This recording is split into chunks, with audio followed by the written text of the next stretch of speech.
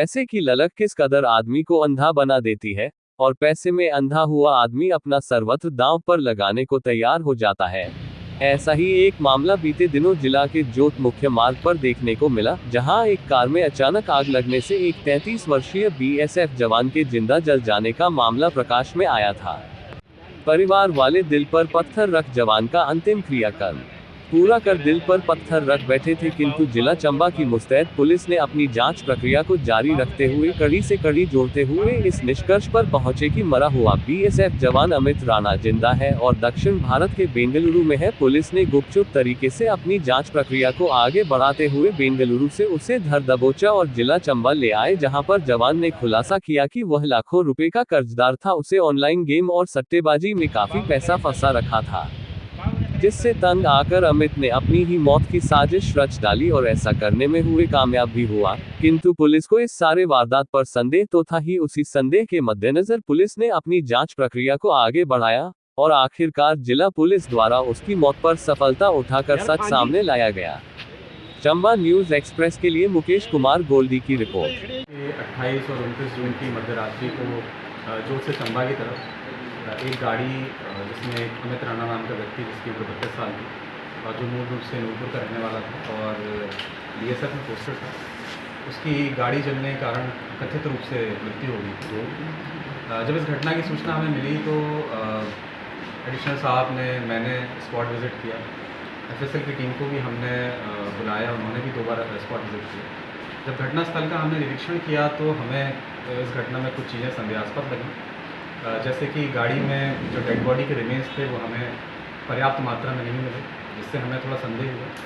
इसके अलावा गाड़ी जिस प्रकार से जली हुई थी, हर तरफ से प्रॉपरली गाड़ी जली हुई थी, जो अक्सर इस तरह की घटनाओं में कम देखने को मिलता है। इसके अलावा गाड़ी की जो नंबर प्लेट थी वो टूट के अलग सुरक्षित गिरी हुई थी। पूरी गाड़ी जल चुकी थी लेकिन नंबर प्लेट नहीं जली। और इसके अलावा जो व्यक्ति इस गाड़ी में कथित रूप से जला, उसका जो मूवमेंट था अपने घर से नूरपुर से चंबा की तरफ, उसको भी जब हमने ट्रैक किया तो हमें मूवमेंट संदिग्ध लगा। और व्यक्ति अपने घर नूरपुर से चंबा की तरफ कहकर चला था, लगभग शाम को 4 बजे के करीब। और जब ये घटना हुई तो ये घटना जोत से चंबा की तरफ रात को 1-1:30 बजे के आसपास हुई। और इस बीच व्यक्ति कहाँ रहा, कहाँ गया, इस चीज़ को मिली के संदेह था। हमने व्यक्ति का मूवमेंट ट्रैक करने के लिए नूरपुर से लेकर जोत तक सारे जो सीसीटीवी कैमरे थे उनका गहनता से अध्ययन किया।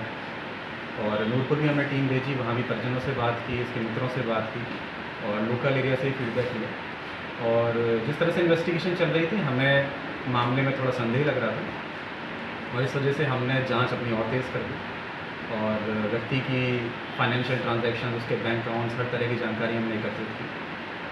और इसके साथ ही हमने ये भी कोशिश की कि जोत से चंबा की तरफ रात को जो बसेस चलती हैं उनसे भी हमने पूछताछ शुरू की। तो जब एक बस के ड्राइवर से हमने पूछा कि जिस दिन घटना हुई उस रात कोई व्यक्ति रात को 2 बजे के अराउंड या उसके आसपास बस में तो नहीं चढ़ा, तो हमें ये सूचना मिली कि एक लंबा सा व्यक्ति जिसकी हाइट 6 फीट के अराउंड है, वो रात में उसने बस बोर्ड की। इस सूचना मिलने के बाद हमने चंबा बस स्टैंड पर हमने सीसीटीवी कैमरा को देखा, जहाँ पे ये व्यक्ति जो कथित रूप से 29 मई को गाड़ी में जल के मरा था, इसकी हमें फुटेज देखने को मिली, जिससे हम ये आश्वस्त हो गए कि व्यक्ति जीवित है। इसके बाद हमारा दूसरा चैलेंज ये था कि हम ये पता लगाएं कि व्यक्ति है कहाँ।